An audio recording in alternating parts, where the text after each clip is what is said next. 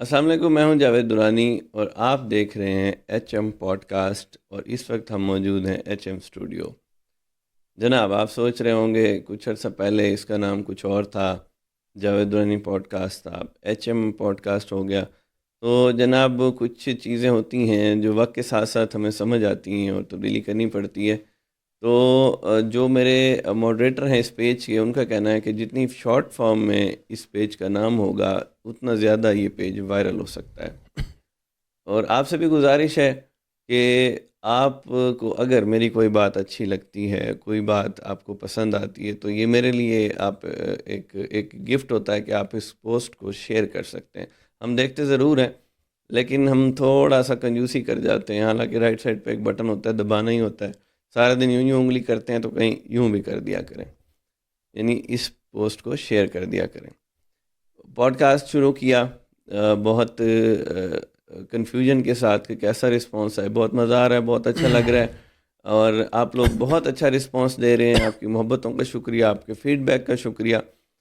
اور مجھے ایک کمنٹ موصول ہوا تھا جو میرے دل کو لگا۔ ایک صاحب نے لکھا کہ آپ اپنے پوڈ کاسٹ میں فیملیئر فیسز کو لاتے ہیں۔ تو میں نے نیچے جواب بھی دیا تھا کہ آپ مجھے سجیسٹ بھی کریں، اور ہر کمنٹ کو میں پڑھتا ہوں اور میں اس کا احترام کرتا ہوں۔ تو آج میں ایک ایسی شخصیت کو اپنے اسٹوڈیو میں لایا ہوں۔ جی ہاں، میں آپ کو آج اللہ کے دوست سے ملوانے جا رہا ہوں۔ اور اللہ کا دوست کون ہو سکتا ہے؟ گیس کیجئے۔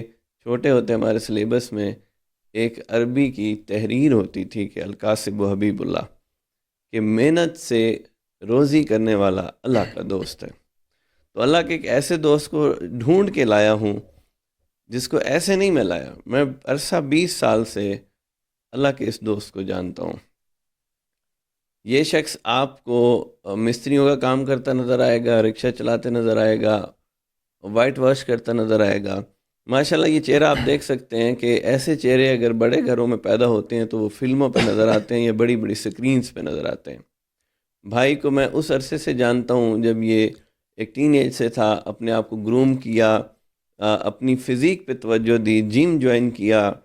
اس کے بعد جب سر پہ ذمہ داریاں پڑیں تو رکشہ بھی چلایا۔ اور اس شخص کو ناظرین بلانے کا مقصد یہ ہے کہ ایک 20 سال سے میں اسے جانتا ہوں کہ یہ دن کے ٹائم رکشہ چلاتے ہیں اور رات کو کسی کے گھر کنسٹرکشن کا کام کر رہا ہوتا ہے، کسی کے گھر وائٹ واش کا کام کر رہا ہوتا ہے۔ اور میں اسے یہ سوال کرتا ہوں کہ یار تیرے زندگی میں چھٹیاں کب ہوتی ہیں؟ 10 محرم الحرام کو یہ بندہ بزی ہوتا ہے، عید والے دن یہ بندہ بزی ہوتا ہے۔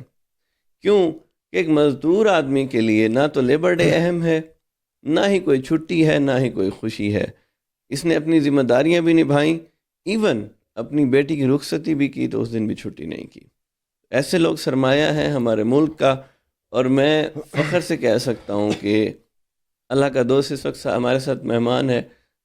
اس کا نام ہے محمد افضل۔ افضل، آپ کو خوش آمدید کہوں گا اپنے پروگرام میں۔ Thank you. تو اتنی ساری باتیں میں نے کی، میں آپ سے جاننا چاہوں گا کہ آپ کی مصروفیت کیا ہوتی ہیں؟ بس سارا دن رکشہ چلاتا ہوں، اس کے بعد کوئی کام مل گیا تو کام کر لیتے ہیں رکشے کا۔ کیا کیا کام کر لیتے ہیں آپ؟ پینٹ کا، وائٹ واش۔ اچھا، تو دن کے ٹائم سارا دن ویسے کتنے بجے سے کتنے بجے آپ سٹارٹ کرتے ہو صبح رکشہ سے چلانا؟ صبح 7 بجے سے تقریباً رکشہ چلاتا ہوں۔ ٹھیک ہے، اس ٹائم اسکول ٹائم بھی ہوتا ہے، صحیح ویسے بھی چلا لیتے ہیں۔ صحیح۔ بس گزارے کی بات ہے، گزارا ہو جاتا ہے۔ تو کتنے بجے تک چلاتے رہتے ہو؟ شام تقریباً 9-10 بجے تک۔ 10 بجے؟ ہاں جی، صبح 7 سے 10 10 بجے؟ بجے اس کے بعد اگر کوئی کام مل جائے تو مل جائے تو وہ بھی کر لیتے ہیں۔ وہ کیا رات کو رکشے کتنے بجے سے کتنے بجے تک کرتے ہو؟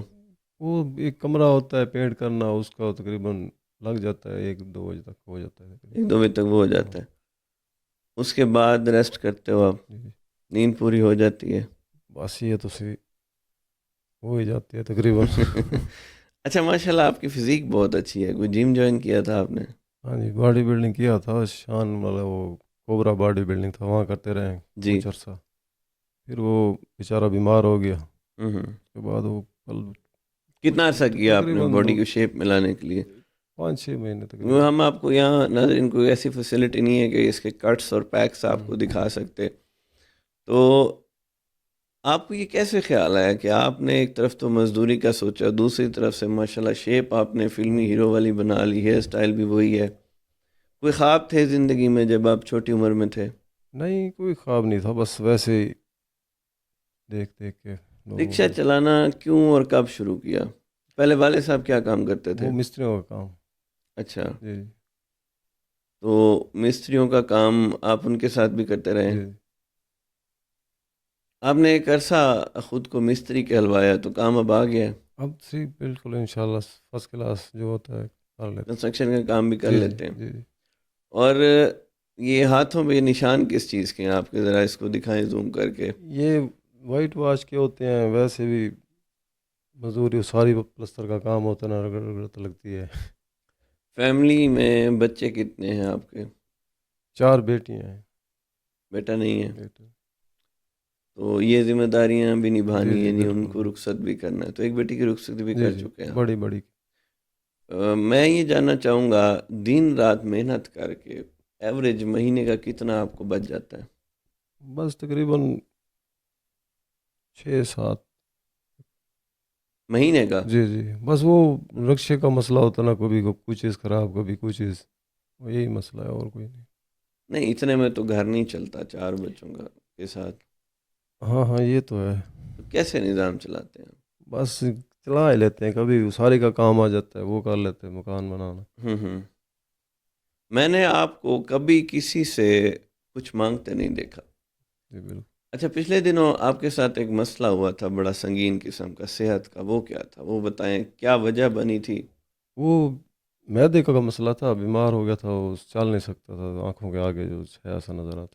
نیورو فزیشین کے پاس جب آپ گئے تھے تو کیا کہا تھا اس نے؟ اس نے تو بس یہی کہا تھا ابھی آرام کرو۔ آرام کہاں ہوتا، مزدوری تو کرنی یہاں پڑتی ہے۔ ناظرین، یہ میرا بھائی کیمرے کو فیس نہیں کر پا رہا، کچھ ایموشنل بھی ہے اور کچھ کیمرہ شائع بھی ہے، تو میں اس کی سٹوری آپ سے شیئر ضرور کروں گا کہ کچھ عرصہ پہلے میرا اس سے ایک واسطہ رابطہ ہوتا ہے کہ میری ایک دوستی سمجھ لیں، جو سمجھ لیں کہ بہت پرانا اس سے تعلق ہے۔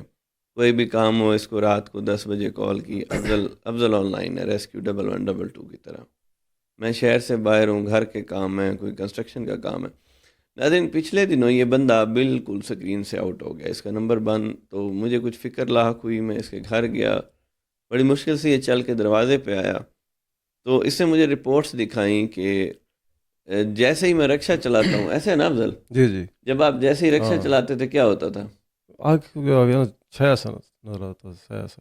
چکر آتے تھے، جی بے جی ہوشی ہو جاتی جی تھی، جی ایسے ہوتا تھا۔ جی، تو چلنے کے بڑا مسئلہ میں بن نے گیا۔ رپورٹس پڑھی، نیورو فزیشین کے پاس بھی بھیجا اس کو، اور بہت سارے ڈاکٹرز نے جب اپنے اوپینین دیے تو انہیں پہلے سمجھ نہیں آ رہی تھی مسئلہ کیا ہوا۔